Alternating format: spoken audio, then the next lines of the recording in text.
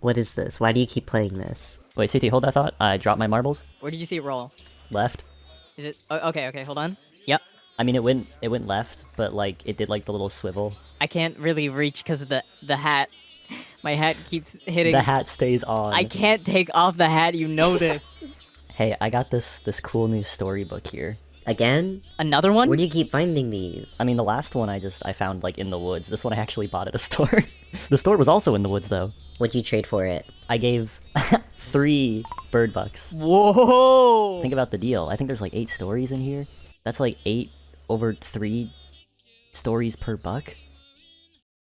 Does anybody have a calculator? I deleted the calculator app to play Fortnite. Yeah, I'm too busy playing Fortnite on this phone, sorry. But I'm down to hear some stories. It's the stories of the Hillydays. Whoa! I know about the Hillydays. It's the Hillyday time, and we get to read about it. Hey guys, right before we start, I'm gonna go change into some warmer socks really quickly. I'll be right back. How do they fit in socks? I was just about to ask, do you think it's like a bunch of tiny socks or just like a really big sock?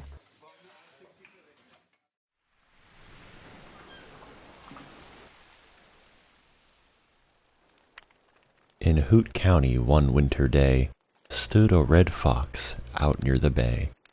His gaze turned upwards towards the sky, as chilly white flakes drifted by. The young fox couldn't believe it. Was the snow actually legit? Eyes now to the ocean, he focused on some motion. Through the waves appeared a blob. He called out to Squid Bob, "Squid Bob, can your eyes reach? There is snow on the beach." The orange squid, now at the water's end, called out to Kyle, his intrigued fox friend, "Fetch me my water helmet and fast. We must go before the snow is past." Off to the town they eagerly went to show everyone this odd event. First to Hoot Home, where a creature is seen. Then to the boardwalk where many convene. To the shops where a red panda is found. To the wooded trails where tiny birds sound. Finally, there is someone they can't miss. A snow-loving fox who had to see this. With the group all together, they ran in the cold weather. At the beach they look around. There's no snow on the trees or ground. Faces fall. Was this a trick? Wait, what's that there, on that big stick? Kyle picks it up and lifts it high. There, one can see a snowflake lies. "See? We told you it was snowing." The group stares, faces now glowing. A celebration must commence. Festivities shall be immense. Owl brings snacks, and Ruby brings the drinks. Bob has games, and Kyle chats with a lynx. All creatures dance with Hillyday cheer. The party dies down as the night draws near. The stick now lays inside an icebox, watched over by a sleepy white fox. I love Snowflake. Whoa! I wasn't there when this happened. I wasn't there either, so this is a historical document. Look, I've been around a lot. I've been to the tip. I've been here in the West Cliffs. Who's eating? Are you eating right now? Oh, sorry, I'm having ramen. Yeah. Did y'all not get anything? I'm eating a popcorn. A singular popcorn. Oh, you're set. Can I have a piece of the popcorn? I only have this one, and I already slobbed all over it. Dang it. I'm sorry. It's my birthday too. It's not my birthday. I You're lied. slobbing on the Hillyday weekend? They told you to grab something like forever ago. What's the next story? What is the next story? What is it? What is it? What is the it? next story? The next story. It's like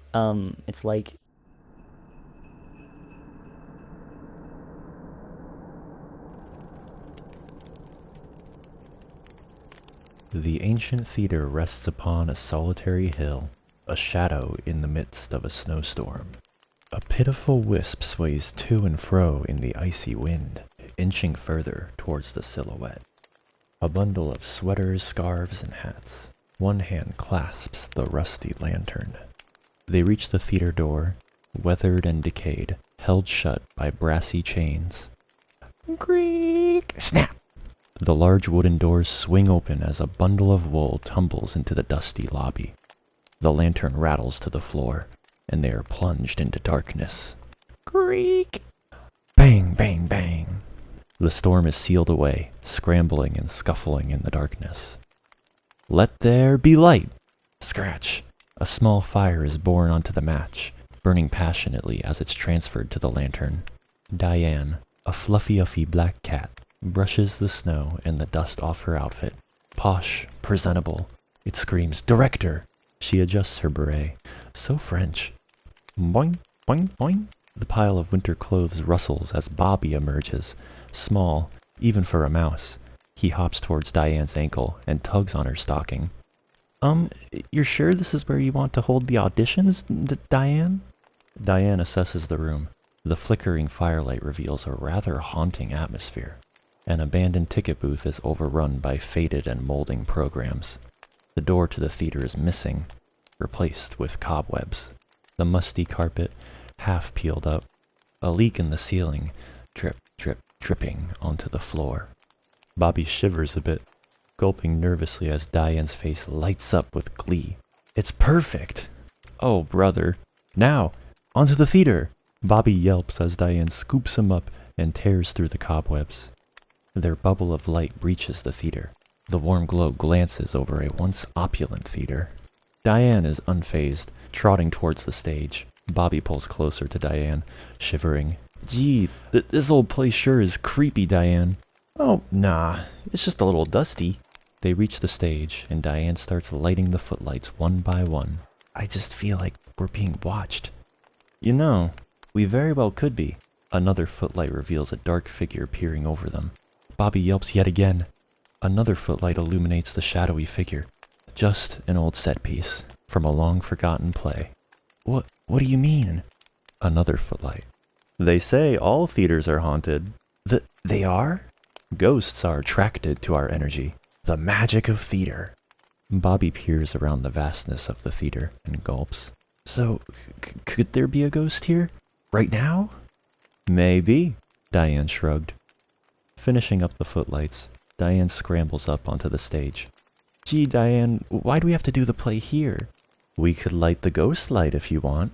The what? No, absolutely not. It's a good thing. Well, it sure sounds spooky. Trust me, it will protect us from ghostly curses. Woo! Bobby lets out a sigh of relief. Fine. They find the lamp center stage. You ready for this? What? Yes, please. Diane flicks another match. A flash overwhelms them. Hands and feet clamor around in the darkness. Thud, yelp. Watch it, Diane. Sorry. A sliver of moonlight washes over them. Soft snow flurries flick up and swirl around them. Wispy capes flutter in a ghostly breeze. Popkit manifests before them. Somewhere between lamb and kitten, somewhere between life and death, somewhere between here and there. A ghostly paw extends towards Diane and Bobby. The duo share a look, then a scream. Wah! After a quick 180, the duo bounds towards the stage, towards anything. Popkit flickers towards them. Candles spark and flare as the theater glows to life. Diane trips over a fallen set piece, sending Bobby tumbling into a pile of curtains. Popkit appears before them, reaching out yet again. This time, she speaks. Her voice, a chorus of angelic whispering. Bobby and Diane flinch. I'm too young to die. I'm so sorry, Bobby. Popkit pauses, puzzled. She reaches out to speak again, giving her best. Hello, fellow kids. Huh? What? I'm 23. Diane examines Pop Kit, perplexed. Huh. Finally, a dry voice breaks through the sound barrier. I heard you were doing a play. Diane and Bobby go at each other. Yes, yes, yes, of course. Oh, brother. He faints. Diane yanks him up by the scruff and rests him on her shoulder. I was wondering if I could audition. Diane goes again. No need. I have just the part for you. Lights up, curtains up on opening night. A short slideshow depicts opening night of A Christmas Carol at the newly reopened Moonlight Theater. Fernando by ABBA plays over it because I am God and this is heaven. Okay, hold on a sec. There was something in the air that night. The stars were bright, Fernando.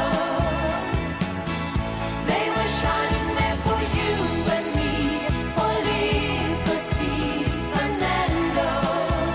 Though we never thought that we could lose, there's no regret.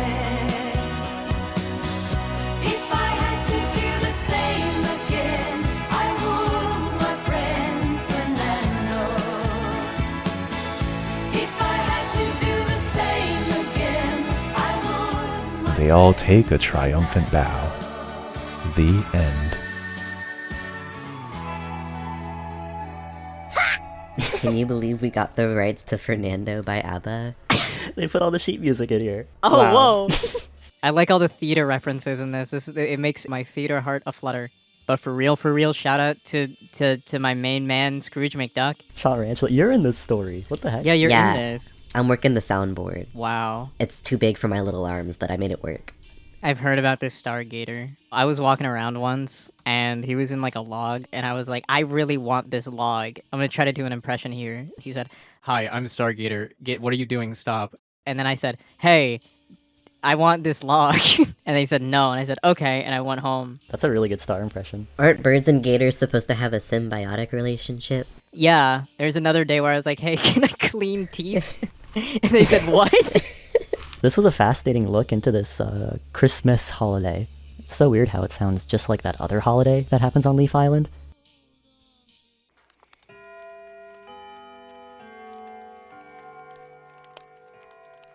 Somewhere in Hoot County, the owl creature was searching for ants so she could keep Hoot County ant-free for the upcoming Hillydays. Crant Berez, who had been burrowing under Hoot County for years, decided to greet Owl Creature and say, "Merry Christmant!" "We are not calling it that," said Owl Creature. "Now get out of Hoot County before I get my gun." "Geez, alright," said the little ant before burrowing underground, where the Owl Creature could not reach him. The Owl Creature just sighed angrily before continuing her hunt.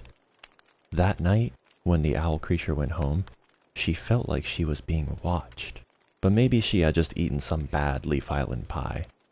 Eventually, she went to bed, and as the creature was drifting off to sleep, she heard the sound of chains being dragged across the floor. When she opened her eyes, she saw a ghostly creature in the shape of a turtle. It was Turtle War. Owl Creature and Turtle War used to stomp ants together before Turtle passed away. "Hi, Owl," said Turtle. "Holy shit, what happened to you?" "I'm being eternally punished for how I mistreated ants when I was still alive. And if you do not change your ways, you'll end up just like me," warned Turtle.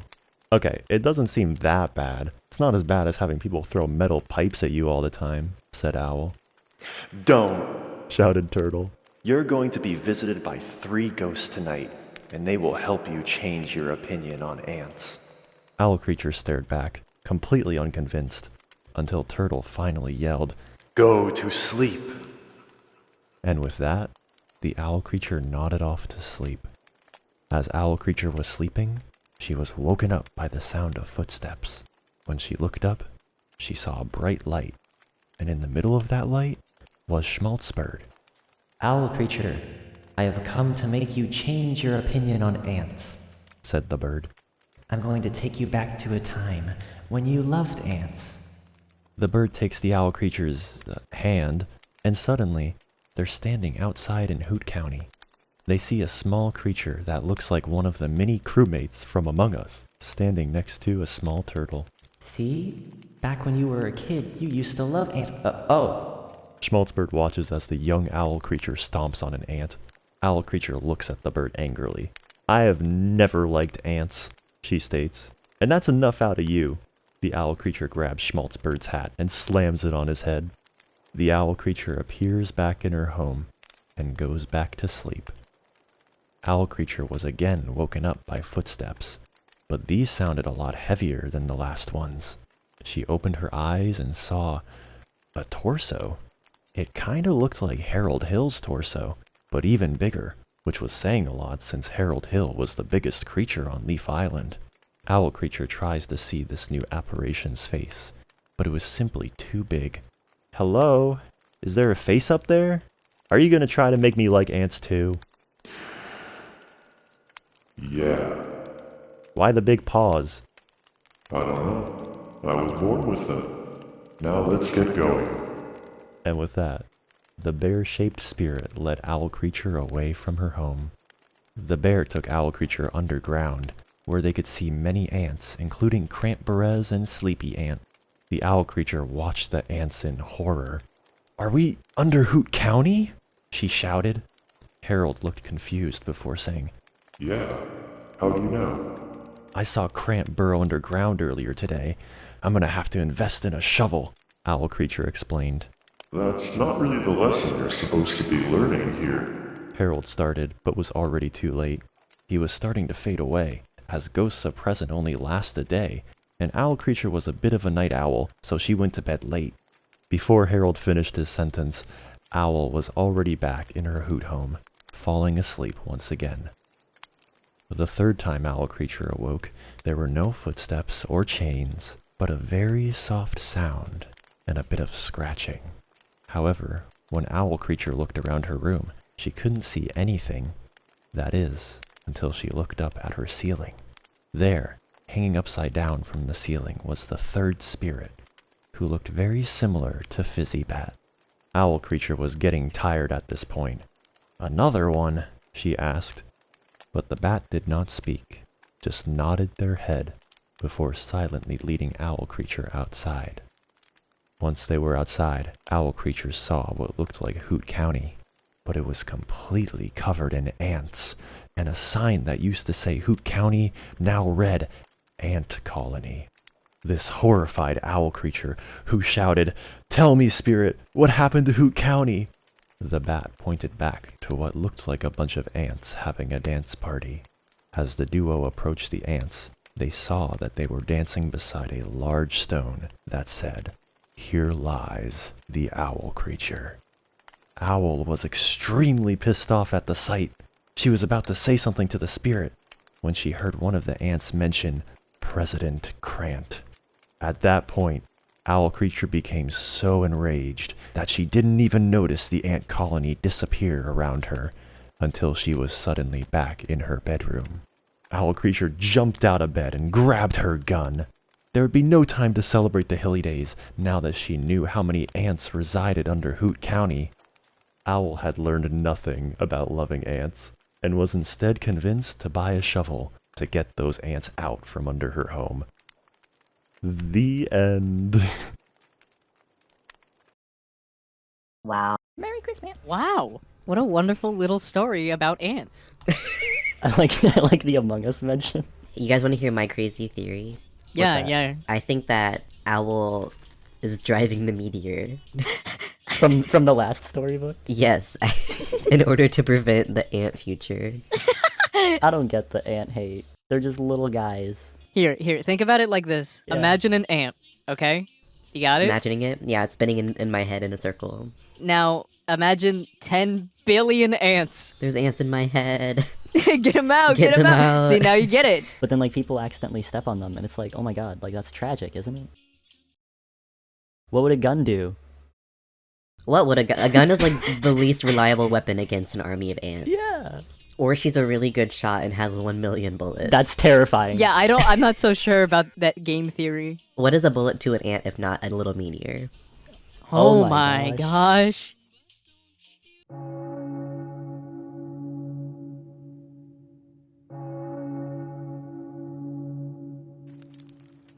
Overnight, the snow had raged across Leaf Island. The once flourishing green grass was now a thick, comforting blanket of white. All the critters and bugs that could be found scurrying about were now nestled in their underground cocoons, sheltering away from the coldness of the ground above.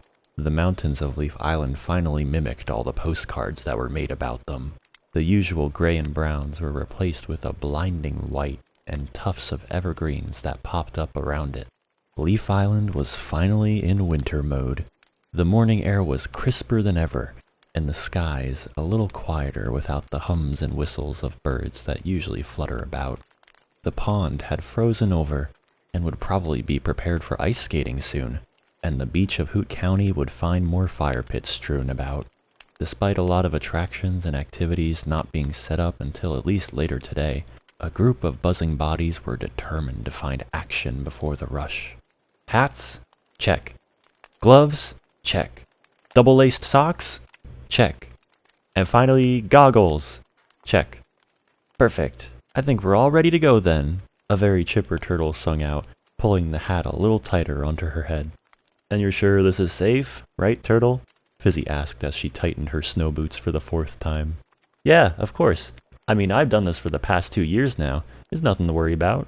She turned her gaze from the top of the mountain to smile reassuringly at Fizzy and the rest of the group. I promise. They trudged through the fresh snow, leaving deep prints behind them. This was turning out to be a lot more of a workout than anyone had anticipated, Turtle included. The past time she had done this, the snow wasn't so fresh and so deep. The only two that didn't seem to be struggling as much as the rest of the group were Moths and Harold. They definitely hit the gym a lot more than anyone else. Frosty breaths mingled with the air, the small clouds of smoke that left each creature's mouth dragged away by the wind. Fizzy and Oreo were walking side by side. Turtle was at the front with Moths. Harold and Ed were to the back, and Schmaltz and Owl just ahead of the couple. So, who did you get for Anonymous Abominable? Turtle asked, leveling her breath to sound like she was more in shape than she was. Moths lowered their voice and glanced behind before leaning in. I got Harold. How about you? Oh, that's fun. I got Owl. I was thinking to get her a punching bag, like with a bunch of ants printed all over it. I think she'd like that. A hopeful smile was on Turtle's face, though she was still unsure if that was a good enough present. Nice one. She would 100% love that. That's a really good idea. The reassurance from Moth seemed to relieve Turtle. I'm still not sure what to get Harold. I was thinking maybe a new scarf, or a set of assorted tees. I thought that could be cool, and especially since it's much colder now. He could use either of them. I mean, if you're not sure, you could always get both, and then closer to the time decide. Then, whichever one you don't decide to gift, you can keep for yourself. Moth's eyes widened a bit at the idea. It was genius. That's actually a great idea. Thank you, Turtle. Don't mention it. Another pair were discussing their plans for the Hillydays, and the new year that was to come. I'm telling you, Hoot County is where it's at. The lights are already up, and with the snow starting to fall, it looks so good. The New Year's celebrations are always insane, and the food stands, and the entertainment. You need to check it out this year. Owl had been rambling on about Hoot County for at least 5 minutes now, and all Schmaltz had asked her was, how's it been? I'm planning at volunteering at the arcade stands this year. I've heard you can get good money helping to run them. But anyways, how about you, Schmaltzy? You doing anything, or can I count on seeing you down there with the rest of the Hooters this year? Schmaltz took a second, before realizing it was their turn to speak, fully enjoying hearing Owl ramble on. Oh, I don't have much in terms of plans. I was just thinking of doing the usual. Take a trip on the cable cars, grab a few cups of hot cocoa, and call it a night. But, he took a second to catch his breath, pulling his coat around himself a bit tighter. You're starting to convince me to break tradition and get more involved. I can't remember the last time I fully engrossed myself in the festivities. The last time was probably when President Sammy was elected. His face scrunched up as he thought back to that time. It really had been a while. Damn, that was a while back. But hey, no time like the present, right? Owl grinned, Secretly proud her spiel seemed to have worked on Schmaltz. I'll show you the ropes, and I'll make sure you have a great time. I'll give you the full rundown on all the best things you need, and I'll make sure you have some peppermint puffs. This'll be the best Hillydays you ever celebrated. I'm making this my personal goal now. Owl had a gleam in her eye that could not be identified. There were slivers of determination, excitement, and just pure unfiltered happiness. Well, now I can't wait! Schmaltz was mirroring this buzzing excitement. He really couldn't wait for this now. The group had left the base of the mountain around 8 a.m., and now it was coming up to noon. The sky wasn't as clear as it had been earlier. Clouds had settled around the mountain, and a fog was creeping in from the water. Leaf Island looked as though it was being eaten up by some sort of cloud monster, disappearing beneath them as the ground went higher. Legs became tired, and the complaints had increased, so they had agreed that now was a good time for a break. Harold and Ed shared a breakfast bar. It was a raisin and chocolate chip oatmeal one.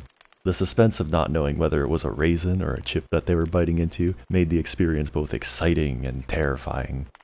Owl was currently chugging an entire bottle of ginger juice. Most people only took shots in the morning, but Owl figured if she had more than just a shot in her immune system, she would be stronger than everyone else. Which wasn't correct, but it did warm her up and help the numbness leave the tips of her toes. Fizzy and Moths were exchanging gardening tips. Apparently putting out sour worms in the soil was the wrong way to go about it. You had to put actual worms in the ground. Who would have thought? And you can use a thing such as a watering can to water your plants instead of using a shot glass? Fizzy was in awe at all these tips. She was definitely trying them as soon as she got home after this trek. Turtle was looking at a map and sipping on some hot chocolate she had brought with her. Thankfully, the thermos did its job and kept the beverage at a scorching temperature. She had shared some with Schmaltz. Turtle turned the map and checked it from different angles, double-checking the route they were taking and ensuring that they were heading the right way. Schmaltz was holding his cup in one hand and his pen in the other. The pad was on his lap as he took a rough sketch with his trembling fingers to get the outline down. But he soon put them away and took out his camera to take a few pictures to commemorate the view later. The air was really starting to get thicker now. The smoke from mouths was barely discernible from the surrounding atmosphere. Footprints were lost to the mountain. The sun was lost to the sky, wherever that even was anymore. So, how far is it now? Are we there yet? Ed asked. Yeah, it's probably like another, Turtle checked her watch. 30 minutes? Not too far now. Okay, Ed mumbled, before tucking his face back into the warmth of his scarf. It felt colder the higher they got, and a very light flurry had started to fall, the tiny snowflakes adding to the already high-piled blanket of snow that they were trudging through. The sky and the ground blended into one. It looked like a never-ending plane of white going upwards and out, like some sort of dreamscape. It would be easier to admire if it wasn't so cold. It's a good thing that nothing lives up here. We'd be toast, 'cause there's no way we would see anything running towards us with this fog. Fizzy decided to break the silence. Guys, what would you do if you were attacked right now? The open questions bounced around them before Schmaltz spoke up. I feel like I'd just freeze. At first, that is. But then I'd try to fly off and take at least one of you with me. I think it's obvious I wouldn't be able to carry all of you, but I'd feel horrible if I didn't at least try to fly away with one of you. Yeah, same, Moths chimed in. But I might instinctively just start flying. Fight or flight, you know? And before actually getting out of there, I try to take someone if I could. Another moment of thought. I'd probably, punch it. Like a good whack is what it needs, right? It wouldn't expect anyone to fight back if it was king of the hill, so that'd knock the sense into it, and also confuse it enough for us to retreat. Harold shrugged a shoulder as if it was a completely sane answer, and, in his defense, it did make sense.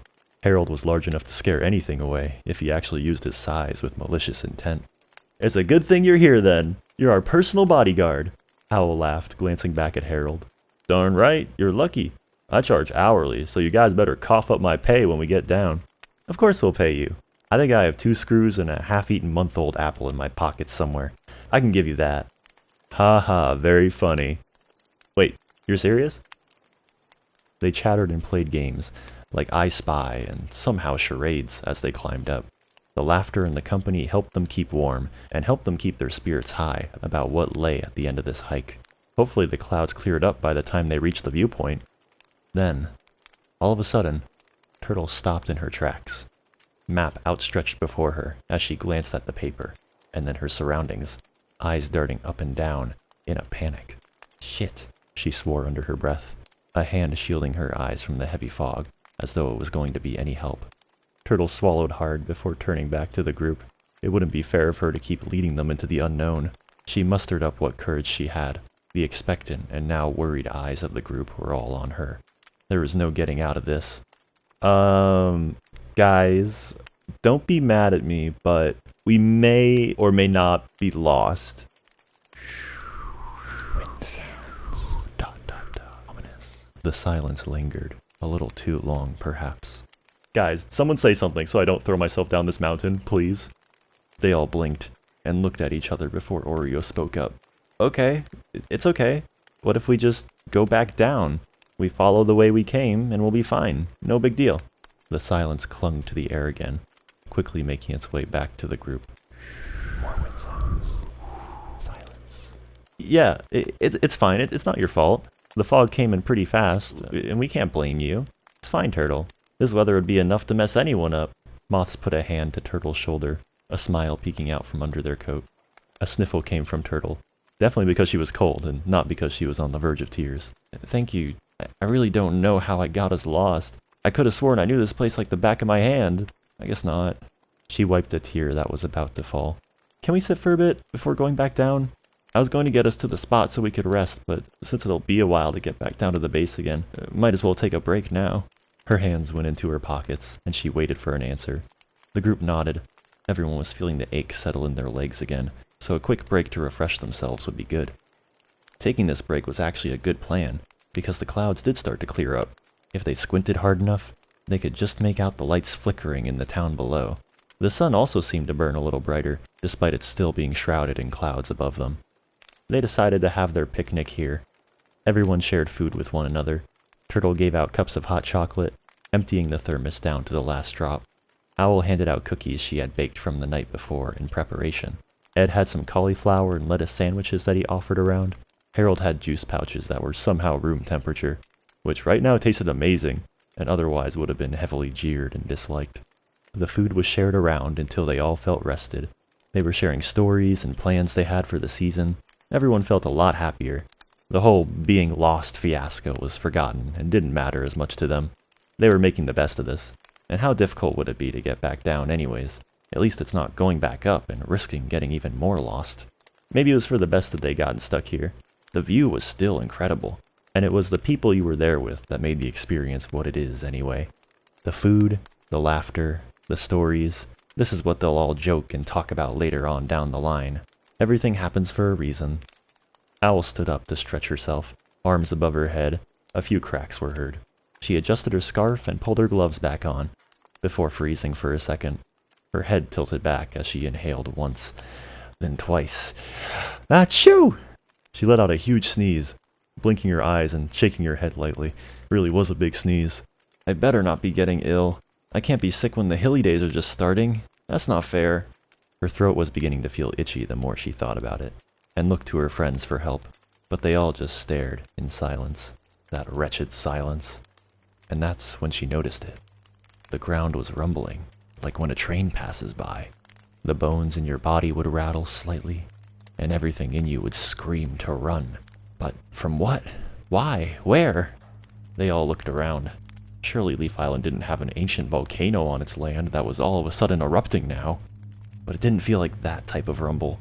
It felt like the mountain was racing, like it was itching to crawl out of its skin and shed, like a heavy weight was finally being lifted and it was flexing its shoulders, like it was letting go of a breath it had been holding on to for far too long.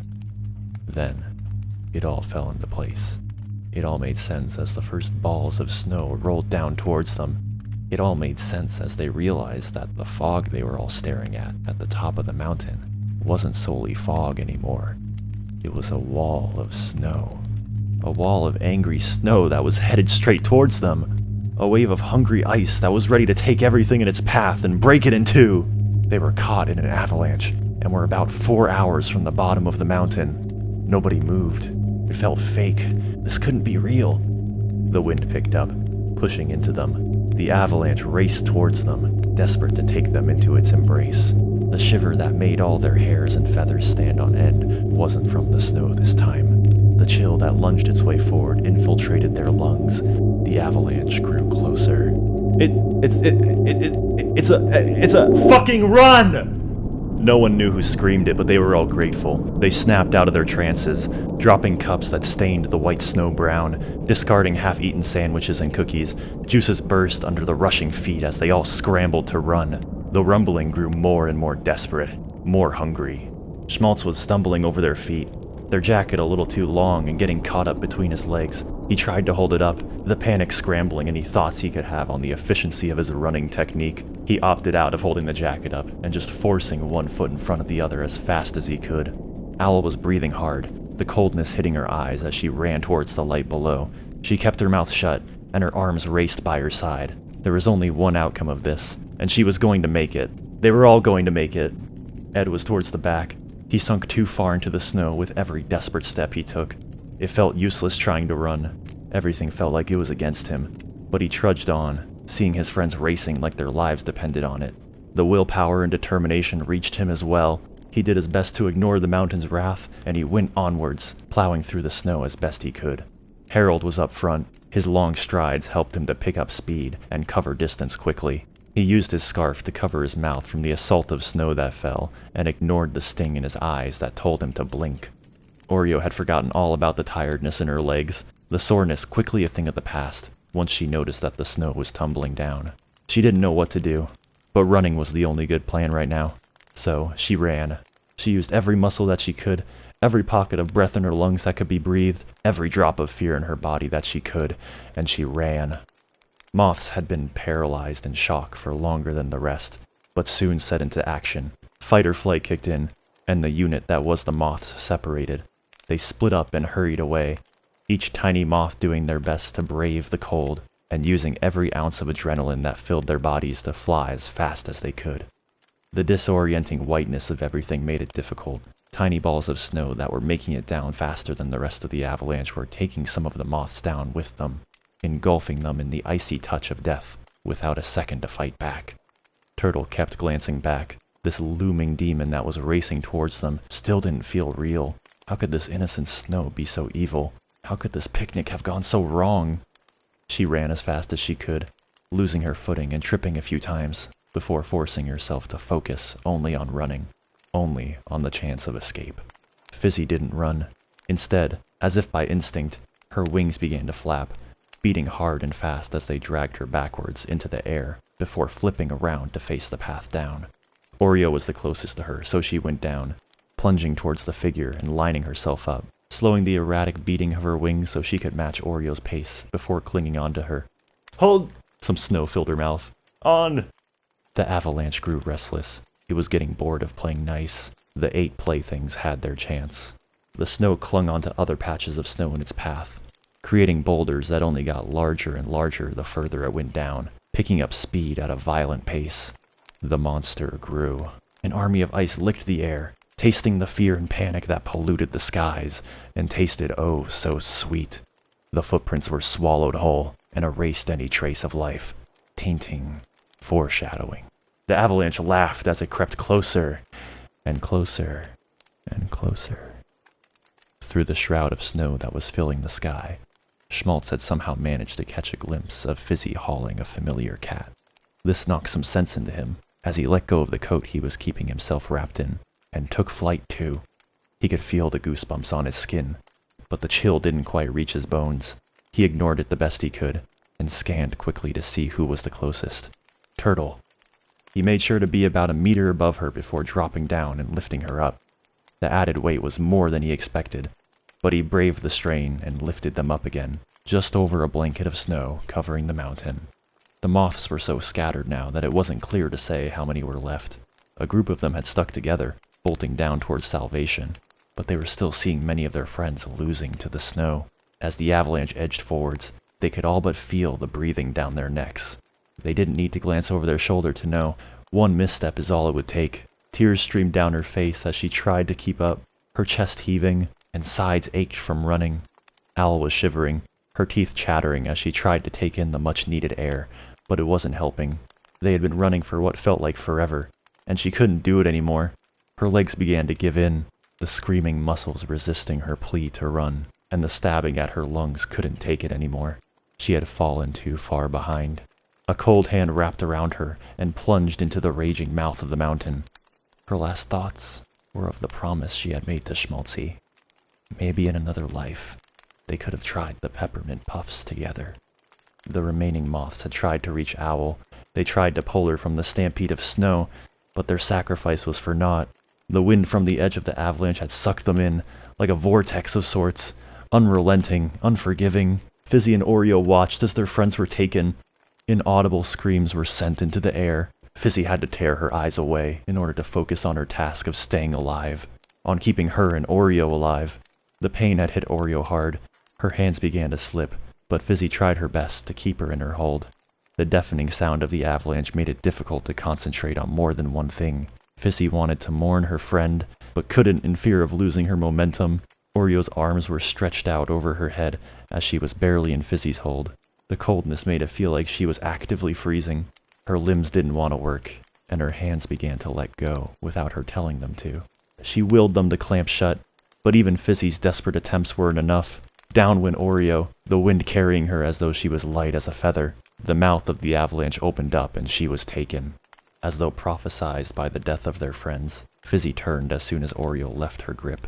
She let the wind glide her towards Oreo, arms outstretched, but the snow battered into her wings, pushing and pulling at her before sinking its teeth down. Fizzy didn't even get to try her new gardening tips, nor did she get to make her new resolutions when the New Year's came. So many of her plans flashed through her mind as she was lost to the snow of white. Schmaltz was getting tired, and shouted a warning to Turtle to tell her to prepare to run again.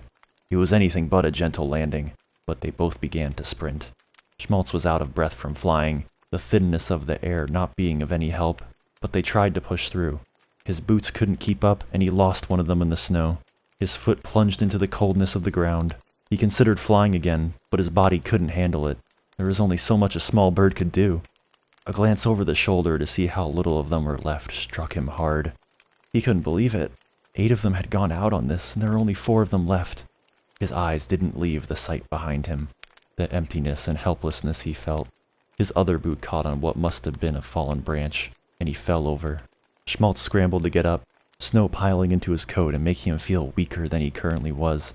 He flapped his wings, despite not giving them enough time to rest. The idea of continuing to run in his socks felt unbearable, but he didn't make it very far. Just as he rose off the ground, the icy grip pulled him back beneath the snow, back to his friends. At least they were all together now.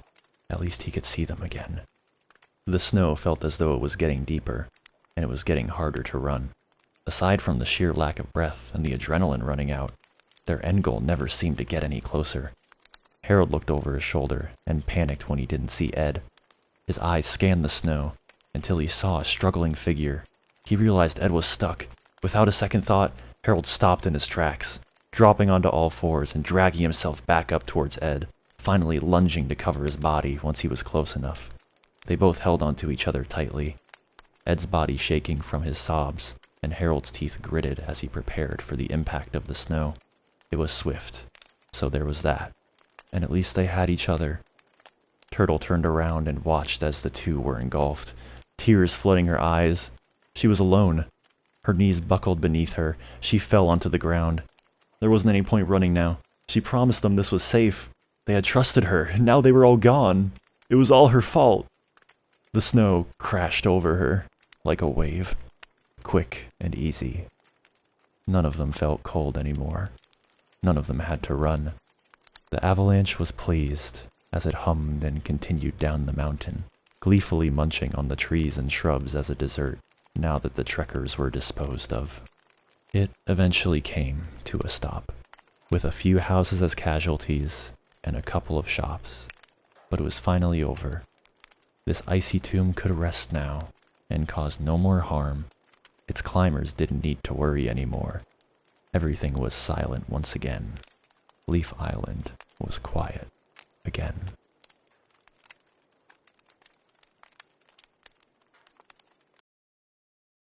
Jesus Christ. This shit is fire, okay? This is ice. What a charming and wonderful story. I love all of the foreshadowing at the beginning of them being like, hee hee hee, it's gonna be the best Hillydays ever. I think the avalanche is a metaphor, actually. Can you add a fucking rule next time? Hey, don't scare me. She can't keep getting away with this. Don't worry, that's why it's intermission, baby. Let's take a break. I'm gonna crawl into a ball. I'm so hooked to see where the story is going. You gotta come back right after this.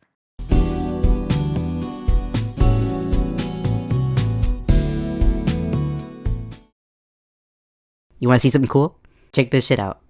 Is simple to get the ant dub. Alright guys, we're back in another game. That last game was a fluke, okay?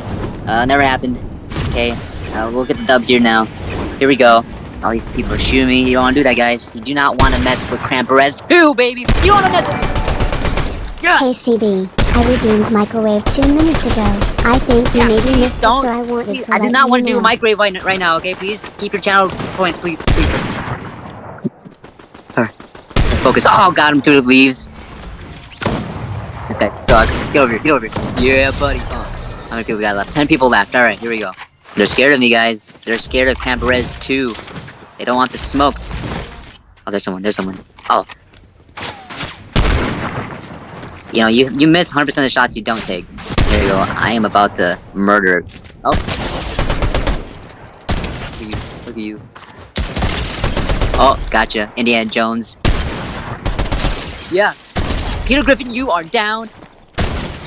Take that, Indiana Jones. Just like your 5th movie or whatever. Trash. I didn't watch it. I'm sorry. I hope it was good, but it probably wasn't. Remember, chat, if you like this video, like and subscribe. Oh gosh. Man, that actually did nothing to me. These little babies. Sleepy Ant donated 5 grams. Thank you for your content, Grant. You've inspired me to start playing games again after 10 ant years. Everyone used to say I couldn't do it because I'm too small and dumb, and maybe they're right, but if you can do it then I guess anyone can. Beautiful, thank you, chat. Oh yeah, here we go. We're boarding. Is this another Peter Griffin? It is. Alright, chat, 100 crumbs if I win, alright? And I'm not losing. Chat, I need this W, chat, so I can enter my school's esports team, okay? I need this W so they know that I am good at this game, so they believe in me. Oh! Sorry guys, my files got too big and my recording stopped, but I got first place in the game. Here's a screenshot of my victory royale as proof. Totally same game. And it was a dub. Leave a like and subscribe if you enjoyed. Victory Royale, baby. And don't forget to hit that bell notification to get updates every time I upload a video. Make sure you comment below the name of your grandmother. Bye-bye! You and my present.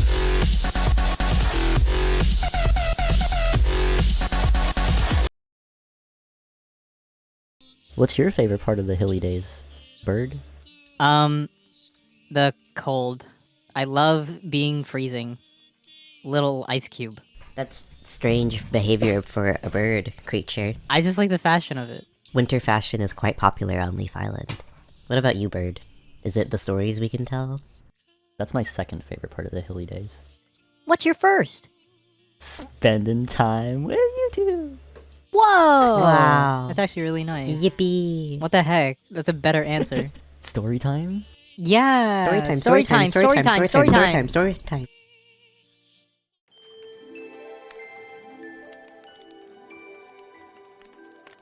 Frosty air once again bites all the noses and ear tips of every creature on Leaf Island. Snow is slumping over every roof in every city. The Hillydays are just around the corner. The Snow Bear building contest is back. Celestial Fox had always wanted to join, but she would never let herself. She simply wasn't tall enough, or strong enough, or clever enough to ever build a snow bear that even had a chance at winning. Besides, even if she was tall, strong, or clever enough, there was no point. The same creature won every year. The biggest snow bear on the island. One that never melts, or crumbles, or slumps under a hat. No one had ever built a bigger snow bear, taller than Harold before. So, every year, Celestial Fox simply watches from afar, up on the hilltop, overlooking the frozen shore. Maybe someday she'll be lucky enough to watch the record-breaking snow bear be built, and when that day comes, maybe she'll be granted a prize of her own for being the best watcher up on the hill. In fact, she thought, she better start training now. She will be the best snow bear building watcher on all the island, no, all the world. All she has to do is lean closer for an even better look. Closer, even closer. Uh-oh. Tumble, tumble, tumble, tumble, tumble, tumble, tumble, tumble, tumble. Ah! Tumble, tumble, tumble, tumble, tumble, tumble, tumble, tumble. Roll, roll, roll, roll, roll, roll, roll, roll, roll, roll. Pat! What happened? Who turned out the lights? Voices murmur faintly around her. Where was she? Where did the contest go? Dig, dig, dig. Pop! As Celestial Fox emerged, a gasp let out across the crowd. Can it be? Someone finally did it? The biggest snow bear on Leaf Island, one even taller than Harold. Confusion stirred in Celestial Fox's head. It all happened so quickly. Had she really missed it? Until, there it is. She saw it. The big blue winner's ribbon passed up along the shore, from creature to creature, snow bear to snow bear, then up to Harold, then up to me? All of Leaf Island hurrayed and huzzahed. The biggest snow bear to ever be built was built by none other than Celestial Fox.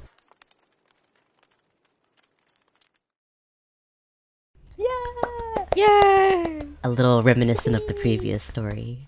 Oh yeah, Celestial Fox was in 2 of the stories, right? Well, I was talking about the avalanche. Oh, I already blocked that one out of my mind. How do you guys feel about the snow bear building contest? It's fun. I like to see it every year. I mean, I've never entered. Yeah, I get so nervous. So relatable. Oh my god, she's just like me. Celestial Fox is just like me. I'm also too small, but it gives me hope. What's next in our silly little book? What is next? In our silly little Hillyday book. Whoa, this chapter's also pretty heavy. What's going on here? We better hunker down and get another piece of popcorn. You could get some noodles from the noodle shop that we're in. Get some noodle from the noodle. The noodle creature. What's their name? Noodle? Noodle from Gorillas? Noodle from Gorilla. Canonical Noodle from Gorilla? Yeah, she's here. You got the basin on you. That's what you do, baby. Hold it down, yeah. Wait, stop, she's gonna hear us.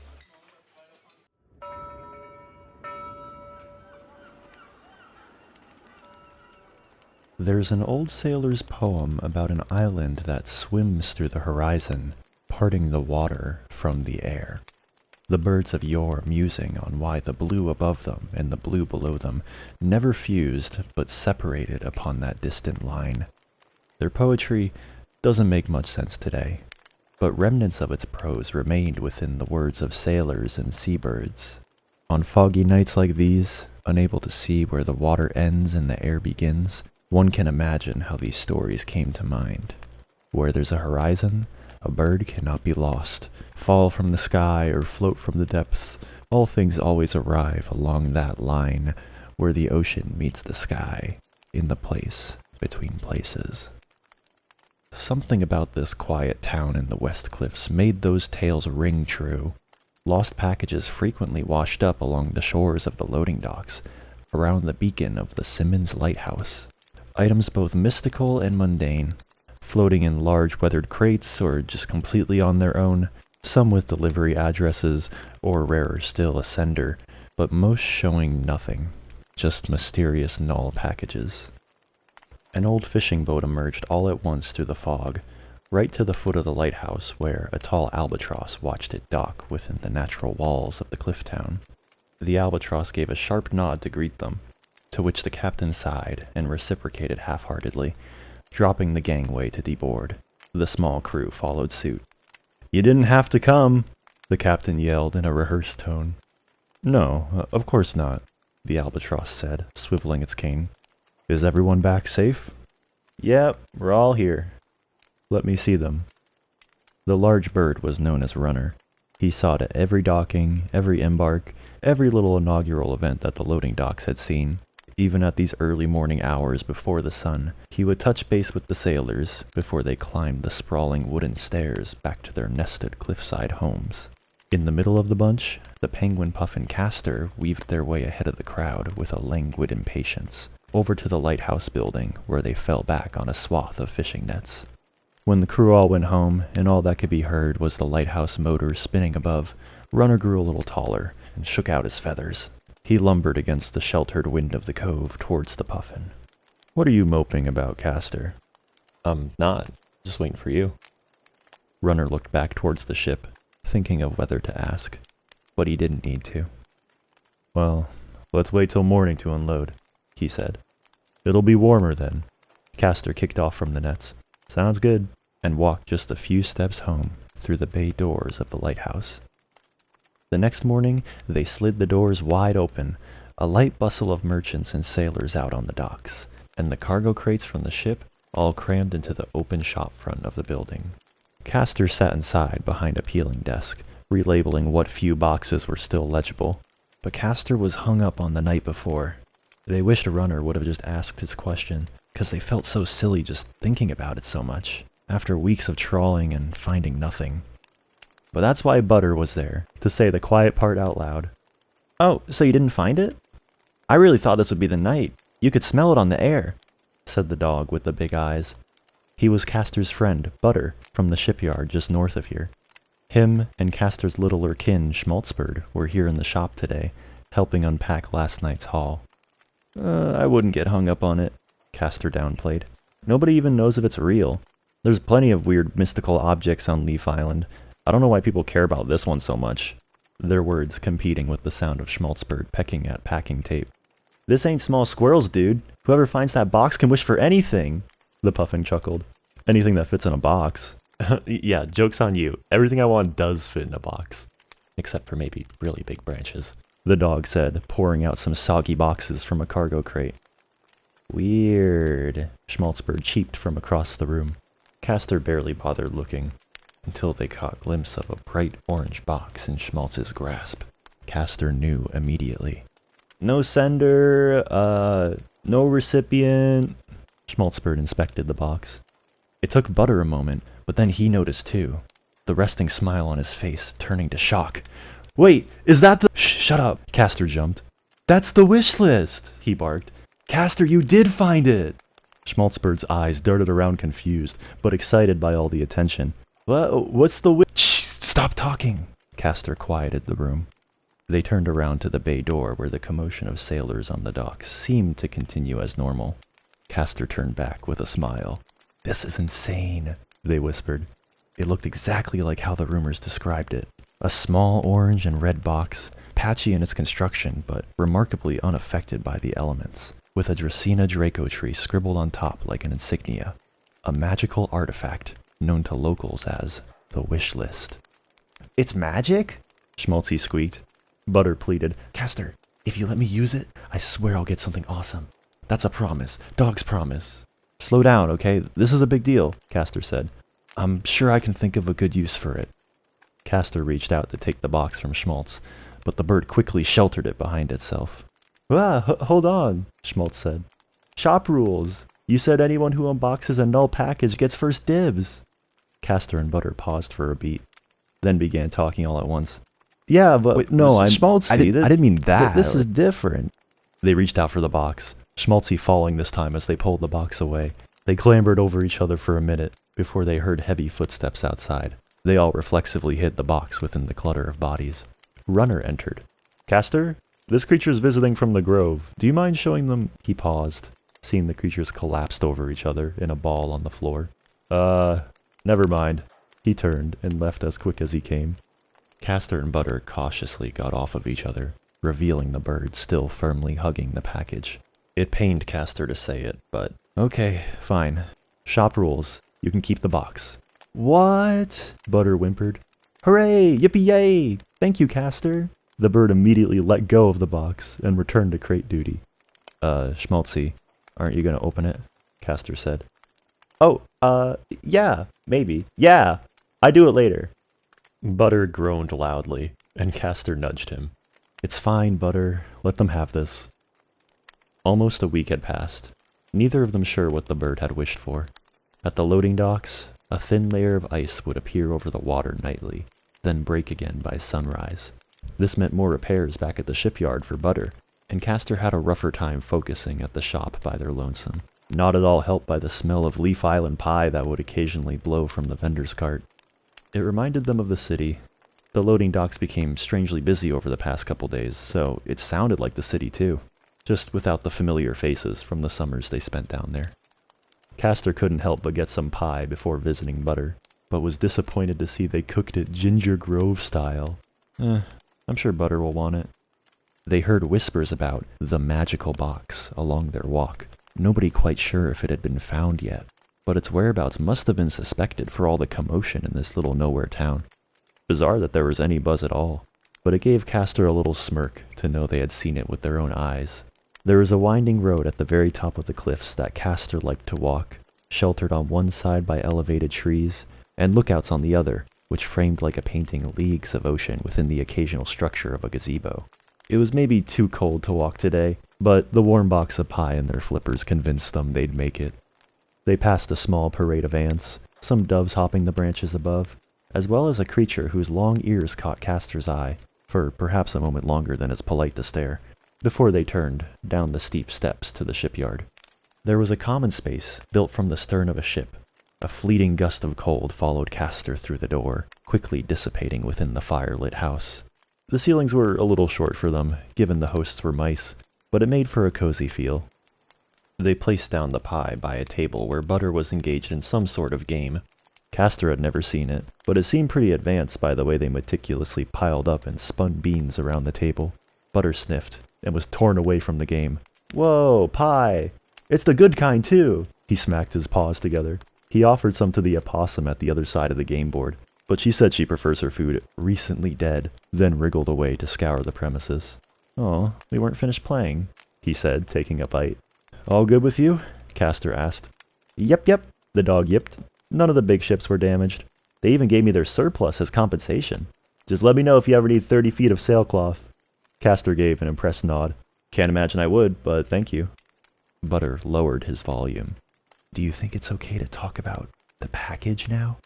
"The package?" Castor sighed. "Yeah, why not? It's just a normal box now that Schmaltzy opened it." Butter scowled, but couldn't manage to look threatening. "Ugh, what did they want it so bad for anyways?" Butter continued chewing, an occasional bell at the door as creatures came and went. "You know, not to dwell on it, but nobody was gonna have a cooler wish than me." Castor smiled. "Yeah? Let's hear it." Butter held up his paw. "3rd edition, limited run of the Ant Shoot 'em card game." "Makes sense," they sneered. "That's a very you wish." "Okay, well, try topping that then," he said. "Well, I would have gotten some ancient texts," Castor went on. "Something that revealed the mysteries of Leaf Island, so I'd know exactly how everything worked and where to find it all." Butter clicked his tongue. "Nuh-uh, that's cheating. That's like wishing for more wishes." Castor was suddenly startled by a cold paw on their shoulder. "Hey bud, I saw you up on the cliffs," said a familiar voice. There was a moment of confusion before they turned around and saw the long-eared dragon. "Jade! I didn't realize it was you!" Dragon Jade was a friend from the city. With a small, scruffy stature, a long shawl that stretched down to her paws, never so sure whether to walk on 2s or 4s, so she switched depending on company. But Castor had never seen her this far up the coast before, and Butter had only heard of her in stories. A real rascal by the sounds of it. She looked to the box of pie on the table, then to Castor. "Really? Grove style?" Butter, mid-bite, got shy and placed down his slice. Castor was still too bewildered by the coincidence of their meeting. "I don't get it. What's the occasion? You should have given a heads up or something." Jade sat down. "Nah, it was too sudden. I was sent on business. Family business, you know? Whatever. Adventuring, treasure hunting."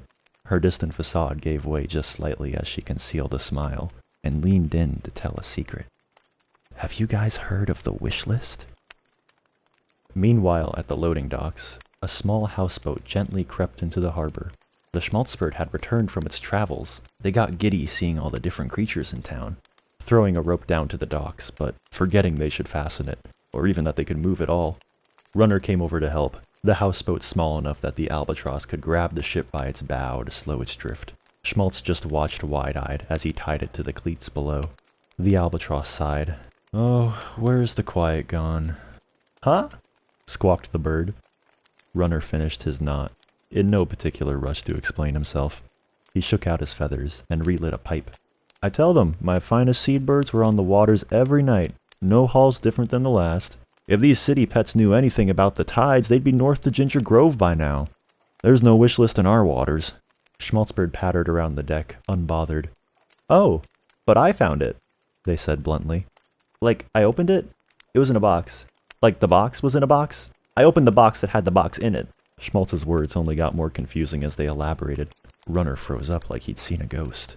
So we did find it. But his shock only lasted a moment, before falling back on his fatherly demeanor. Who have you told? He began to whisper. No one, they said. Just a few ants from the city. Oh, and also a few ants outside of the city. Oh, also my friend Audrey from the pond.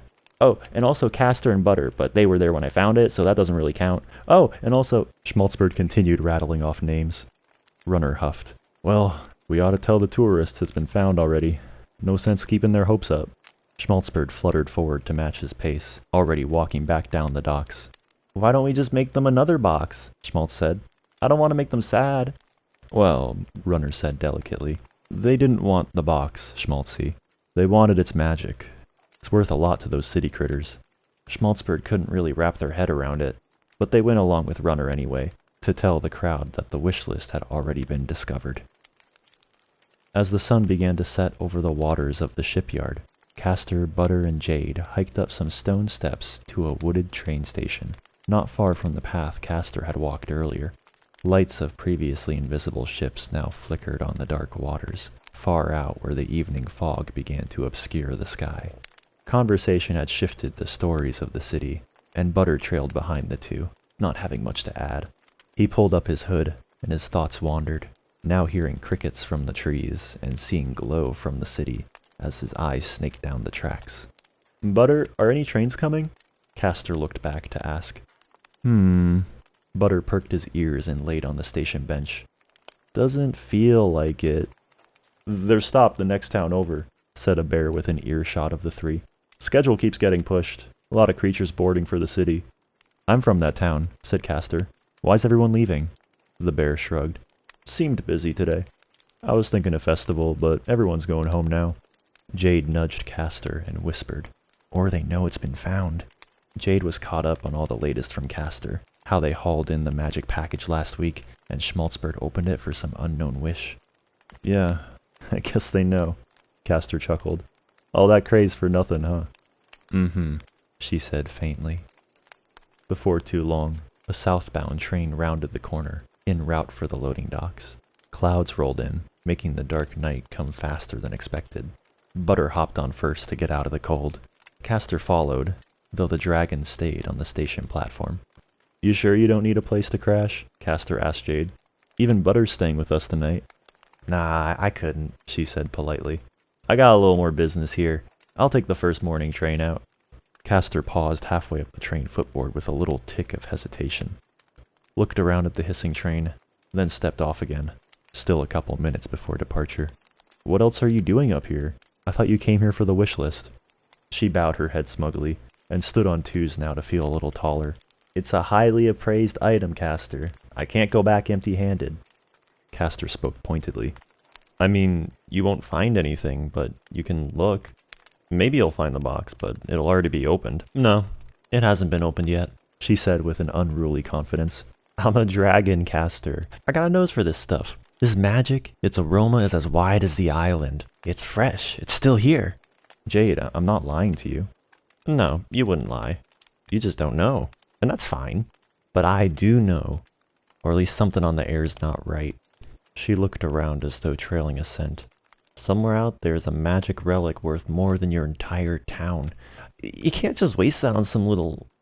what was the bird's name? Smalls?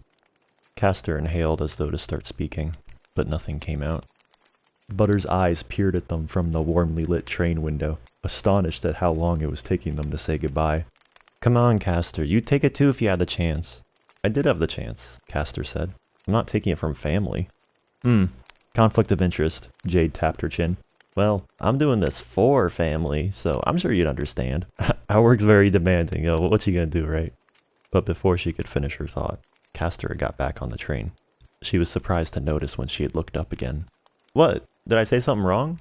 Castor gave a kind of unconvincing smile. That morning train leaves pretty early, they said. You won't have to wait too long. With a reticent wave, they left down the train corridor. They plopped down in a chair next to Butter, and the train began to pull away, the dog looking a couple times between the window and Castor. She looked upset, said Butter. Castor inhaled deeply. She really wanted the wish list. Butter patted his paws together, not quite finding the words to say. I wonder what Schmaltzbird even wished for. Maybe we should have just kept the box to ourselves. Castor glanced sidewise at the dog, then closed their eyes for the rest of the trip. The night went on. Now everyone in the loading dock slept, and time passed very slowly for Castor, who couldn't seem to do the same. On the second floor of the lighthouse was a quaint sleeping quarters with low-lying beds and a furnace. Though the coals glowed imperceptibly in the dark room, its heat was enough to fog the thin window, which emitted a gray, nightly glow.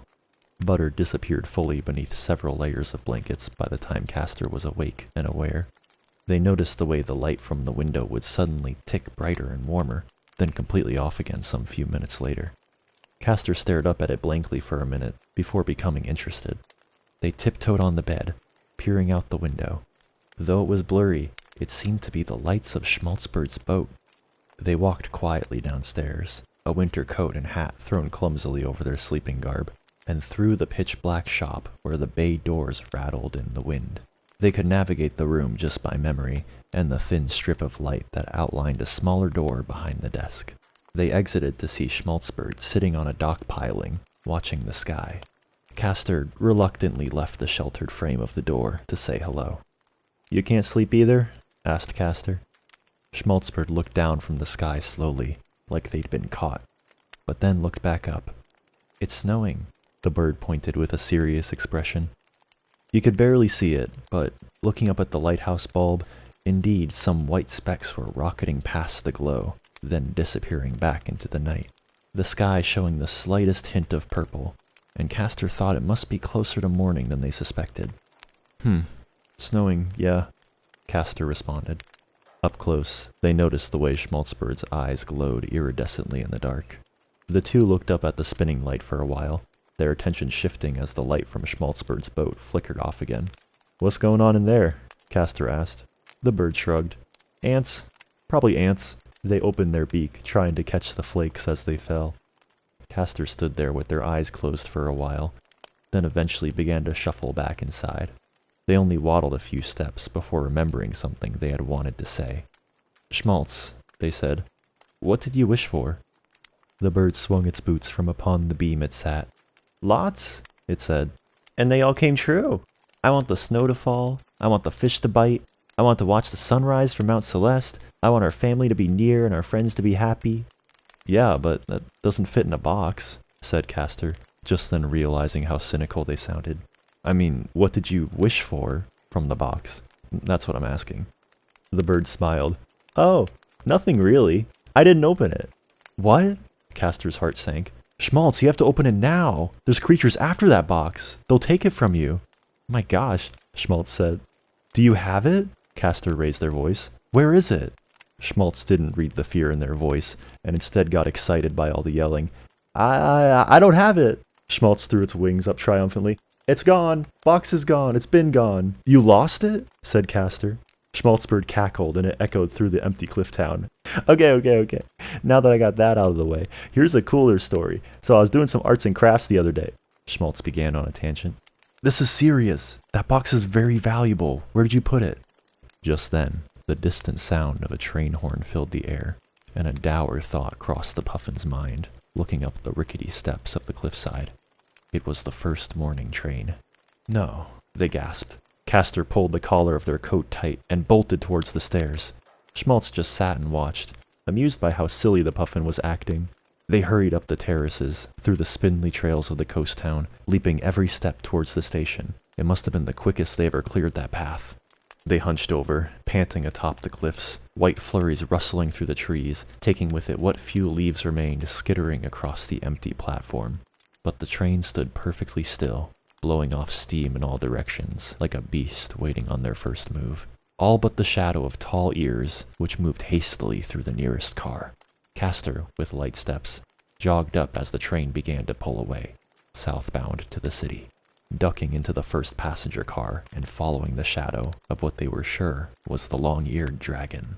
They moved quick to meet her pace, through the sliding doors, between cars, into a cafe where slow-moving bodies blocked their view.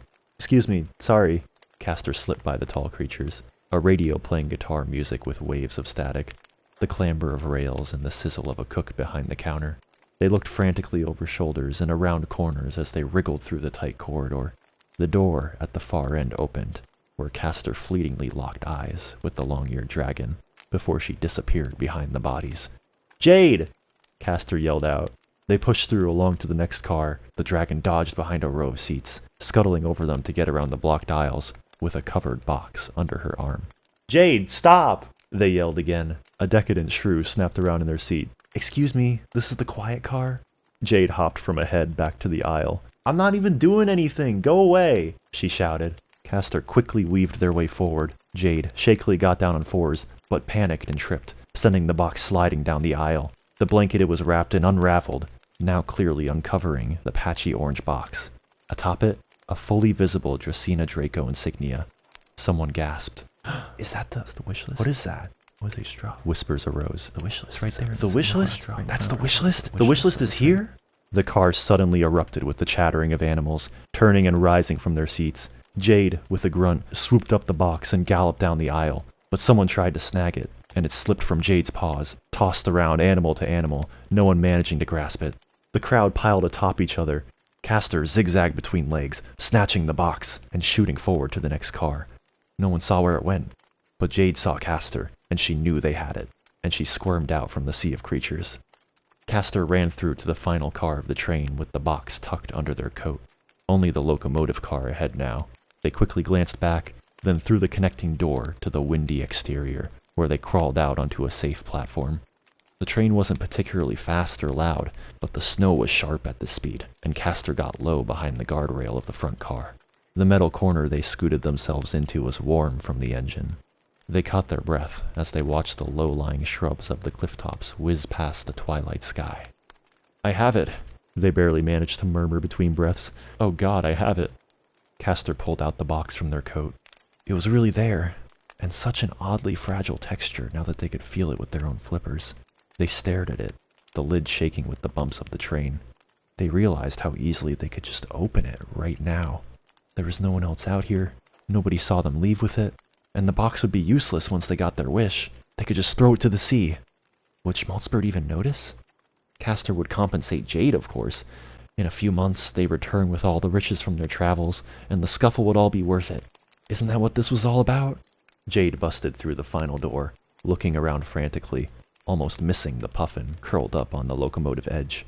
"Are you mad?" she yelled out against the wind. "What are you doing out here?" Castor just stared, eyes darting between her and the box. "Oh, you punk," she said. "Why don't you just open it? The bird doesn't even want it. They left it totally unguarded." Castor's arm shook, holding shut the lid of the package. The dragon rolled her eyes and crawled out onto the ledge. But she wasn't scrambling to take it this time. She just sat by them and stared at the passing ground. "Look, I spruced up my story a bit, alright?" she said. "The family didn't send me. They'd never even heard of this thing. I just wanted it for myself." Castor hugged the box, a frustrated expression on their face. "For what?" they asked. Jade scoffed. "You don't need to know that." The train slowed as it curved the corners of the coast, the city gradually revealing itself on the horizon. "Well, I was gonna wish for a book, with all the secrets of the island," Castor said. "Then I'd go exploring and find them all." "Jeez, you're so big-headed," she thought for a moment, then shook her head. "My wish was just wings." Castor squinted. "Huh? Wings?" "Yeah, whatever. Like all the other dragons. I never got mine." She splayed out her arms. "I don't care if they're real or whatever, but I know making them is possible. Nobody ever let me do that." "Oh," Castor said. Butter's pretty crafty with that stuff. Maybe he could help. Why would he? We don't even know each other, she said. Sure, but I know him. He's really important to me, and you're really important to me. A friend of one of us is a friend of all of us. Jade pouted under her breath.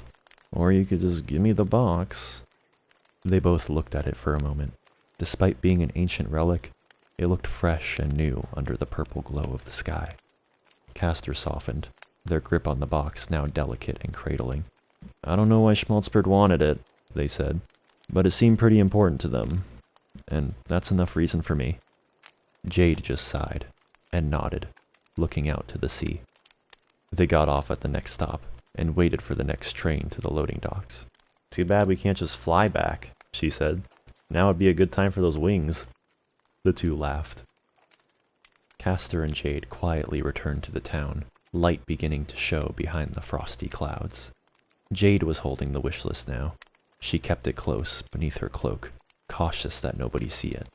But on their way back down to the lighthouse, they turned a corner and bumped into the broad-feathered albatross, Runner. Ah, Castor, I was looking for you, he said. And Jade. Been a while, hasn't it? The bird cordially greeted her, but she was too paranoid to respond, like he'd known what she'd done. Castor stood slightly in front of her. You were looking for me? They nudged in. Yes, I need your help with Butter. Butter? Why, what's wrong with Butter? Down at the docks, the dog was sobbing. I broke it! It's ruined! He groveled on the floor. I'm so sorry. Whoa, broke what? What are you talking about? Said Castor. The wish list, he cried. I pretended to be asleep, but I actually stuck on the Schmaltzberg's boat, and I found the wish list, and I opened it, but nothing happened. 3rd edition Ant Shoot'em will never be real. That's nonsense, Jade said. I stole it first. Her pride overtook her, and she revealed the box in front of everyone. Butter sniffled. Wait, why is there 2? Butter lifted up a perfectly identical box, orange and patchy, with a sketchy tree insignia. Castor's face scrunched in confusion. Then, Schmaltzberg staggered out from the lighthouse with a piece of toast stuck to its beak. Ugh, I'm so sleepy. It fell back on the docks and watched the snow fall. Runner peered over the bird. Schmaltzy, do you know what's happening here? They popped their head up and looked around, several wide eyes looking back at them. Oh no, you found them! No more surprise, the bird howled. I made those, paper mache! So, this isn't the real box? Castor frowned. Suddenly, Jade ripped it open, just the same as Butter's. No magic, no nothing. The inside was empty. Schmaltzberg waddled over to the box on the floor and sat around it with Butter. I don't know why you guys wanted it so bad, but it seemed important to you, the bird said. So I made you 2 your own boxes. Schmaltz, that's not... Castor stopped himself. That's very sweet. Thank you. Butter cupped his head in his paws and stared at the bird. You could have at least wished for something, he said. That's the whole point of the wish list. If you get it, then you can have anything you want. Oh, I still got my wish, Schmaltzy said. I just didn't open it. Everyone looked to the bird with a puzzled expression. Schmaltzy continued. I was looking for the perfect Hillydays present for my friend from the pond. She's a bunny and a witch, so I gave it to her. A magic gift for a magic friend. It was the perfect match. Jade lowered the box in her hands. You gave it away, she repeated to herself, trying to register the words they said. Yeah, 'tis the Hillyday way to give away, Schmaltzy chirped like a nursery rhyme. When I give, it makes me feel so good. Oh, no, wait, that's really selfish of me. What have I done? Then Schmaltzberg yawned, then forgot all about what they were talking about, then fell back down to the ground and croaked. Why must the snow fall all the time? I'm too tired to watch it now. Runner scooped the bird into the papier-mâché box and brought them back to the houseboat. Castor, Butter, and Jade came inside too, with some warm drinks that the albatross had prepared. As the birds slept, the dog and the long-eared dragon sat on the floor, jubilantly drawing up a wing contraption, Butter measuring out and cutting sailcloth along the dimensions of Jade's arm. Castor sat up on the bird-sized couch, looking out the window. You know, Castor, the puffin suddenly tuning back in at the mention of their name. I think your wish was way cooler, actually, Butter continued. Not that I'm a big fan of reading, but An ancient book sounds totally up your alley, he said between the tearing of cloth. Castor gave a cheeky smile. No, actually, I would have gotten Aunt Shoot'em, the card game. Really? 3rd edition, right? Nah, 4th. Ah, what a waste! Butter threw his arms up dramatically. They all laughed, then returned to a whisper as not to wake the sleeping bird. Jade remained oddly quiet, but wrestled away a big smile every time she looked down and saw her partly constructed wings. Castor watched the ocean from the window, an occasional package floating by in the waters, as they always did, but none quite as remarkable as the one they fished up earlier that week. They wondered what the wish list would ultimately be used for, wondered how many creatures must have fought to find it. They wondered how long it'd be till another cool trinket washed ashore the loading docks. They looked out to the cloudy sea, wondered about it all, wondered about where the ocean stopped and the sky began. They put their head down on the sill. That pain in their chest they felt when they first let the wish list slip away, it was no longer there. What a waste, Castor thought.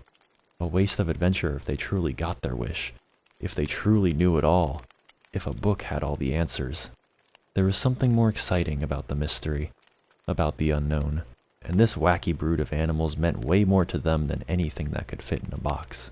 All coincidentally here, in this little nowhere town, in the place between places.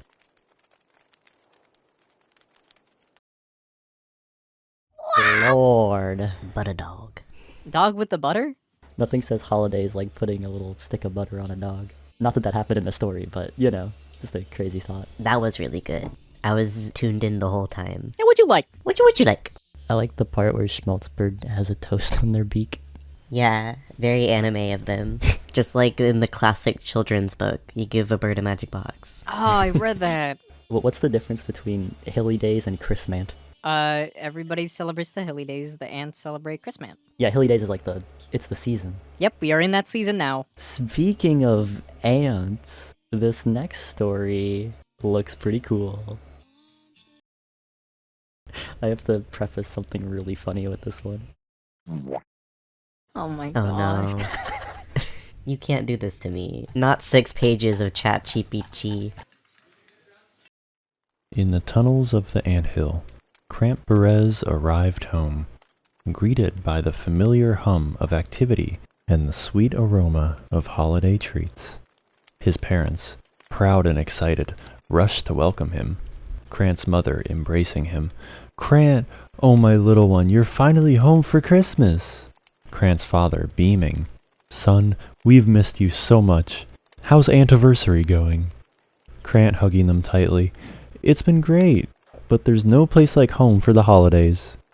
The family shared warm laughter and exchanged tales of Crant's adventures at college, relishing the joy of being together once more.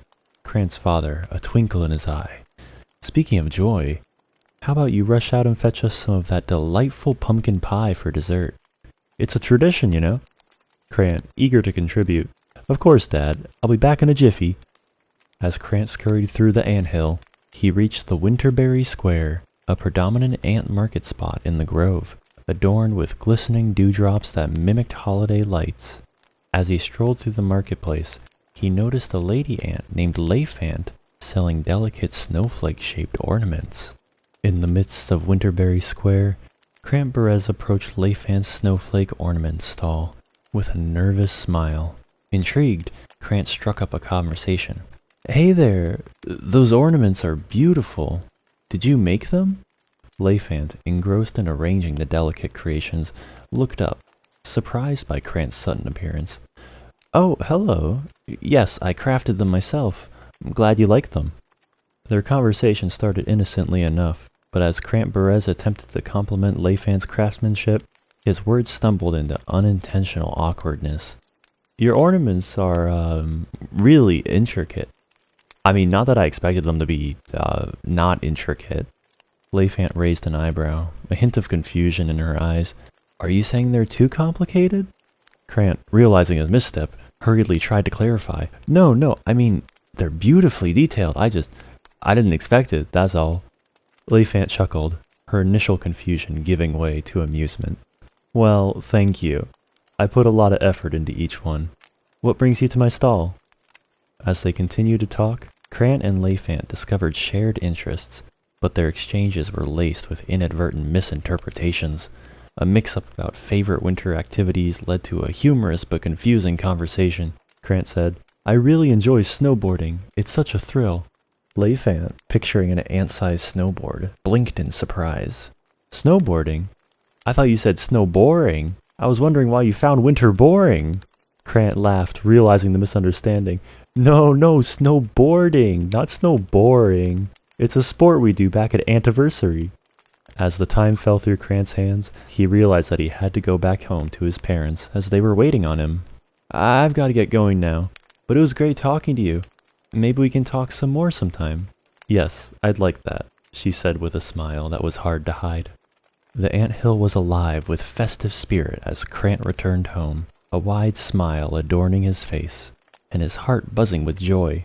His parents eagerly awaited his return, sensing that something extraordinary had happened during the trip to Winterberry Square. "Mom, Dad, you won't believe the enchanting encounter I had. I met Leifant at the ornament shop where she was working. We spent time talking, sharing stories, and selecting the most exquisite ornaments for our anthill. She's not just talented, but also incredibly charming." Crant's mother, delighted. "How wonderful, Crant. Sounds like you found someone special." Crant's father, "Tell us more about this Leifant. What kind of ornaments did you choose?" Crant animatedly recounted the details of their conversation, with delicate snowflake ornaments and the warmth that radiated from their newfound connection. "And as I left, she gave me one of her handmade ornaments as a gesture of goodwill. It's like carrying a piece of magic with me." Crant's mother playfully said, "Sounds like the start of a beautiful friendship."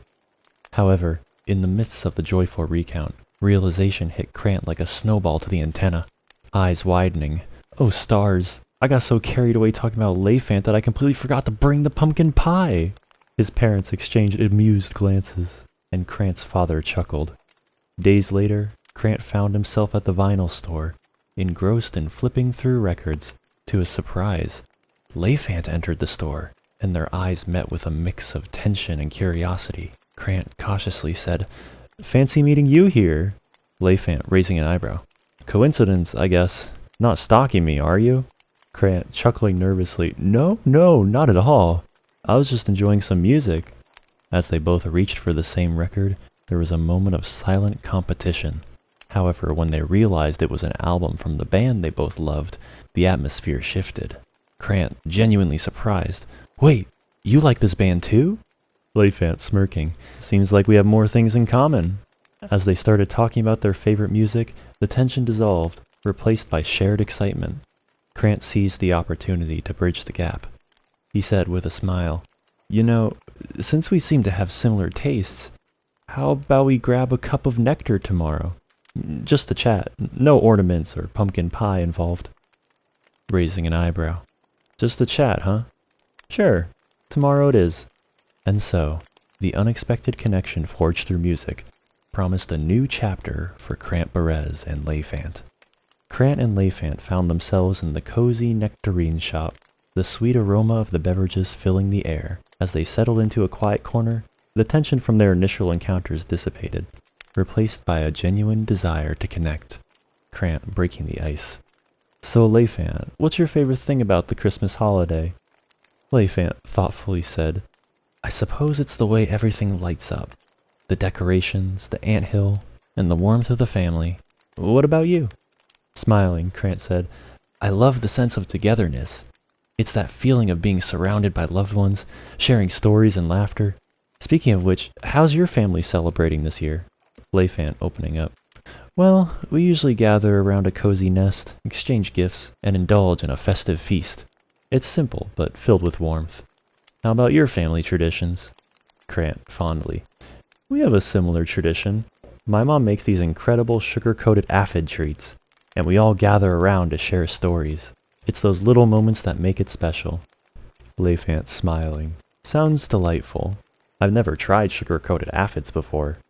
As they continued to sip their nectarine, the conversation flowed seamlessly, weaving together tales of holiday memories, laughter, and shared traditions. The initial tension had transformed into a genuine connection. as Crant and Leifant discovered the common threads that bound their stories. Leifant, looking pensive, "You know, for a while, I thought you didn't like my ornaments." Crant, surprised, "What? No, I love them. Why would you think that?" Leifant explained her perspective, revealing the series of miscommunications that had made her uncertain about Crant's feelings.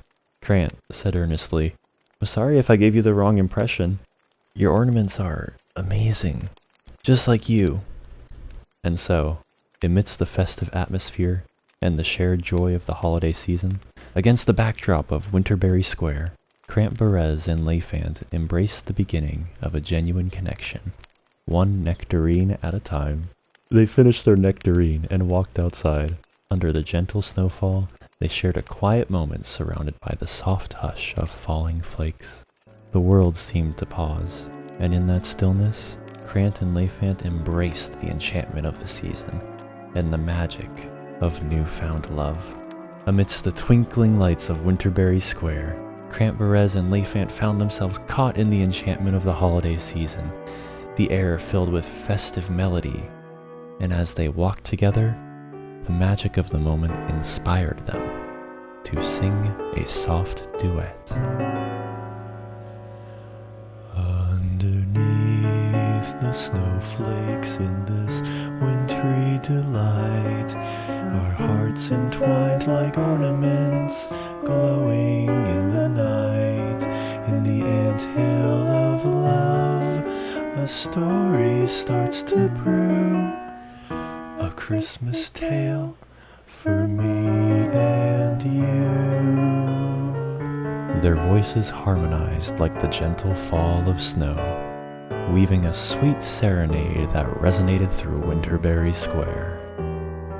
As they continued to sing, the surrounding ants paused in their festive activities, captivated by the unexpected and heartwarming performance. Jingle bells are ringing as our spirits take flight, ant-sized dreams come true on this magical night. Through the winter's chill, love will find a way in our hearts, a melody forever to stay.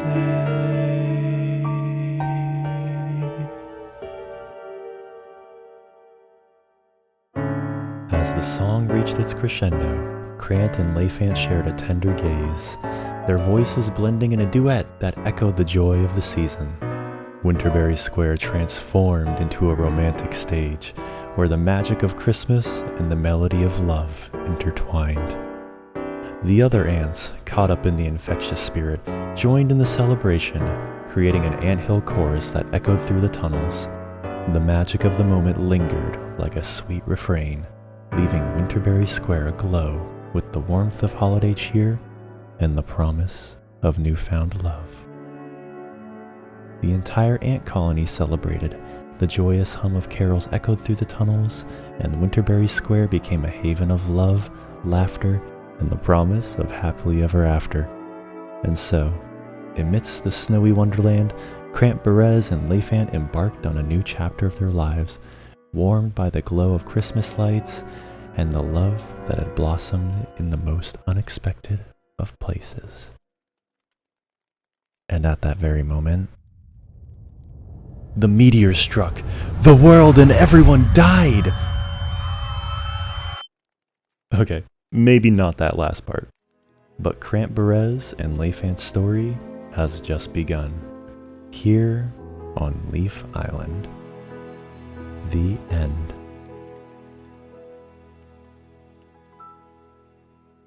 Oh, that Crant Berez. What a silly little guy.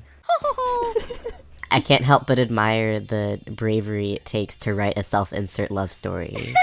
I cried a little bit. Look, Crant brought his own voice into this in some parts, but the parts where it is just the robo-ant writing. There were so many little moments that, like, oh, it sounds good, but if you pause and listen to it, it doesn't make any sense. It's just word soup. That's just how ants talk. They had an enchanting first encounter at least 7 times. The story was great. It was a beautiful story. Riddle me this, film theorists. Yep. Why was Leifant confused picturing an ant-sized snowboard? They're all ant-sized. Why were they confused? They're all ants. Why was Leifant confused? No, it's the perfect story. I wouldn't change a thing. We need more ant writers. And uncle writers, but we'll get there. But I'll be here for the next 3 minutes. Yeah, the shop's about to close, isn't it? Wait, oh shoot, we have another story though. Wait, what do you mean the shop is closing? Yeah, It's Christmant Eve. Of course they're No. closing. I completely forgot. please don't kick us out. It's just one more story. It's just one Can we at more. least keep the book? No? You're taking our book? Hey, they bartered 3 whole bird bucks for that book. Okay, I'll leave it here. I'll leave it here. It's fine. I'll leave it here. Ah, We're coming back here first thing tomorrow. All right? yeah. On Hilly's Day, whenever that day is. I Okay? feel better now. Okay, Yeah. I guess. Okay. All right. How rum. Does anyone have GPS on this phone? I don't know how to get back from it. I left a string leading me back to my house. yeah, we can just follow this story. Everywhere I go. Okay, where do you have it? Yeah, it's attached to me still. I just wanted to get that.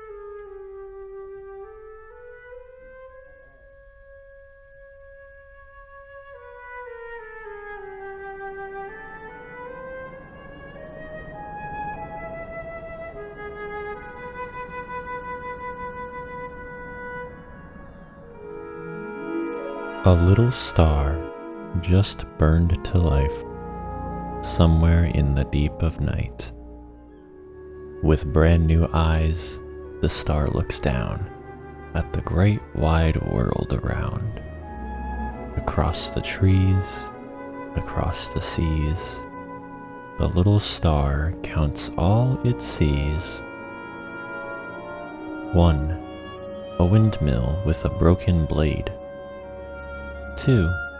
A deck of cards without a spade. 3.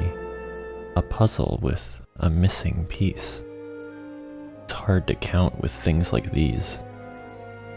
An ocean as wide as it is deep. The mountains craggy, tall and steep. The trees surround this world of ours, and highways stack with endless cars. All the sights and sounds and smells left it feeling overwhelmed. So the little star just takes a breath and tries to count itself instead. 1. One little star with a little face fit perfectly right into place in the starry night up high, with one big, great view from the sky.